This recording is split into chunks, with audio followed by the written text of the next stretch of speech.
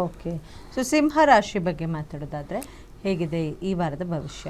ಸಿಂಹರಾಶಿಗೆ ಲಗ್ನದಲ್ಲಿ ಕುಜಗ್ರಹ ಬಂದಿದ್ದಾನೆ. ಇದು ತುಂಬ ಬ್ಯೂಟಿಫುಲ್ ಅಂತ ಹೇಳ್ತೀವಿ. ಸಿಂಹರಾಶಿಗೆ ಕುಜಗ್ರಹ ಲಗ್ನದಲ್ಲಿದ್ದಾನೆ, ಸಪ್ತಮಾಧಿಪ ಅಷ್ಟಮದಲ್ಲಿದ್ದಾನೆ. ಅಂದರೆ ಯಾರು ಈ ಲವ್ ಮಾಡ್ತಿರ್ತಾರೆ ನೋಡಿ, ಅರ್ಧಂಬರ್ಧ ಲವ್ ಅಂದರೆ ಮದುವೆ ಆಗದಲ್ಲೇ ಇರ್ತಾರೆ, ಒಂಥರ ಕಳ್ಳ ಲವ್ ಇರ್ತಾರಲ್ಲ ನೋಡಿ, ಅವ್ರಿಗೆ ಏನಾದ್ರು ದುಡ್ಡು ಕೊಟ್ಟು ಕಳ್ಕೊಬೋದು. 100% ಕಳ್ಳ ಲವ್ ಏನಾದ್ರು ಇದ್ದರೆ ದುಡ್ಡು ಕಳ್ಕೊಬೋದು. ಯಾಕಂದರೆ ಚಂದ್ರ ಸಪ್ತಮದಲ್ಲಿ 11 ಮತ್ತು ಇವ್ರಿಗೆ ಈ ವಾರ ತುಂಬ ಚೆನ್ನಾಗಿದೆ, ಸಕಲ ಸಂಪತ್ತೇಶ್ವರಿ. ಇವ್ರ ಮನಸ್ಸನ್ನು ಕಂಟ್ರೋಲ್ ಇಟ್ಕೋಬೇಕು. ಸಿಂಹರಾಶಿಯರಿಗಂತೂ ತುಂಬ ಬ್ಯೂಟಿಫುಲ್. ಯಾಕಂದರೆ ಸೂರ್ಯಗ್ರಹ ಬುಧಗ್ರಹ 11ನೇ ಮಲಿದ್ದಾನೆ, ಇದು ವಿಪರೀತ ರಾಜಯೋಗವನ್ನು ಕೊಡುತ್ತೆ.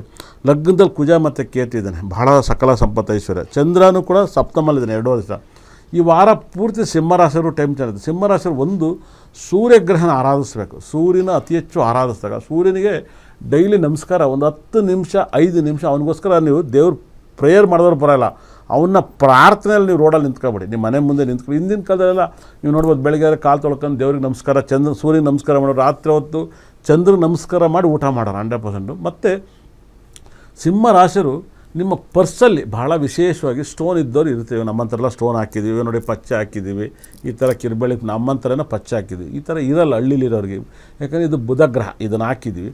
ಇವಾಗ ಏನು ಮಾಡಬೇಕು, ನಿಮ್ಮ ಪರ್ಸಲ್ಲಿ ಕಡಲೆಕಾಳು ಮತ್ತು ಸಿಂಹರಾಶಿಯವ್ರಿಗೆ ಹೇಳ್ತೀನಿ, ಕಡಲೆಕಾಳು ಮತ್ತು ಗೋಧಿ ಮತ್ತು ಹೆಸರು ಕಾಳು, ಈ 3 ಹೆಣ್ಮಕ್ಳಲ್ಲಿ ಗಂಡು ಮಕ್ಕಳಲ್ಲಿ ಪರ್ಸಲ್ಲಿ ಇಟ್ಕೊಳ್ಳಿ, ತುಂಬ ನಿಮಗೆ ಲಾಭ ಸಿಗುತ್ತೆ. ಈ 3 ಒಟ್ಟಿಗೆನ ಮಿಕ್ಸ್ ಮಾಡಿ ನಿಮ್ಮ ಪರ್ಸಲ್ಲಿ ಎಷ್ಟು ಶಕ್ತಿ ಆದರೆ ಇಷ್ಟು ಇಟ್ಕೊಳ್ತಾರೆ ಇಟ್ಕೊಳ್ಳಿ, 2 ಇಟ್ಕೊಳ್ತಾರೆ ಇಟ್ಕೊಳ್ಳಿ, ಇಲ್ಲ ಒಂದೊಂದು ಇಷ್ಟಿಷ್ಟು ಇಟ್ಕೊಳ್ತೀವಿ. 3 ಒಟ್ಟಿಗೆ ಹಿಂಗೆ ಮಿಕ್ಸ್ ಮಾಡಿ, ನೀವು ಮಿಕ್ಸ್ ಮಾಡಿ ಇಟ್ಟು ನೋಡಿ, ನಿಮ್ಗೆ ಈ ವಾರ ಪೂರ್ತಿ ಸಖತ್ ರಾಜಯೋಗ ಕೊಡುತ್ತೆ. ಯಾಕಂದರೆ ಗುರು ಬುಧ ಸೂರ್ಯ ಈ 3 ಒಟ್ಟಿಗೆ ಸಿಗೋದೇ ಅಪರೂಪ. ಎಷ್ಟೋ ವರ್ಷಕ್ಕೊಂದ್ಸರಿ ಈ ಥರ ಒಟ್ಟಿಗೆ ಇರೋದು. ಅದು 11ನೇ ಮಲಿದ್ದಾರೆ ಲಾಭದಲ್ಲಿ. ಸಖತ್ ರಾಜಯೋಗ, ನಿಮ್ಗೆ ತುಂಬ ಒಳ್ಳೆಯದಾಗುತ್ತೆ. ಇದನ್ನು ದಯವಿಟ್ಟು ಇದನ್ನು ಬಳಸಿ. ಹೆಸರು ಕಾಳು, ಗೋಧಿ ಮತ್ತು ಕಡಲೆಕಾಳು ನಾಟಿ ಕಾಳು ಬಳಸಿ, ದಪ್ಪದ ಬಳಸ್ಬೇಡಿ, ತಾಬೂಲ್ ಬಳಸ್ಬೇಡಿ, ನಾಟಿ ಬಳಸಿ, ತುಂಬ ಒಳ್ಳೆಯದಾಗುತ್ತೆ. ಮತ್ತು ನಿಮ್ಮ ಮನೇಲಿ ಜಾಸ್ತಿ ಈ ಭಾಳ ವಿಶೇಷವಾಗಿ ಎಳ್ಳನ್ನು ಕಮ್ಮಿ ಯೂಸ್ ಮಾಡಿ. ನಿಮ್ಗೆ ತಿನ್ನೋಕ್ಕೆ ಎಷ್ಟು ಬೇಕು ಅಷ್ಟೊಂದು ಇಟ್ಕೊಳ್ಳಿ, ಒಂದು kg ತಂದು ಇಟ್ಕೊಬೇಡಿ. ಶನಿನ ಜಾಸ್ತಿ ಬಳಸಬಾರ್ದು ಸಿಂಹರಾಶಿಯವರು.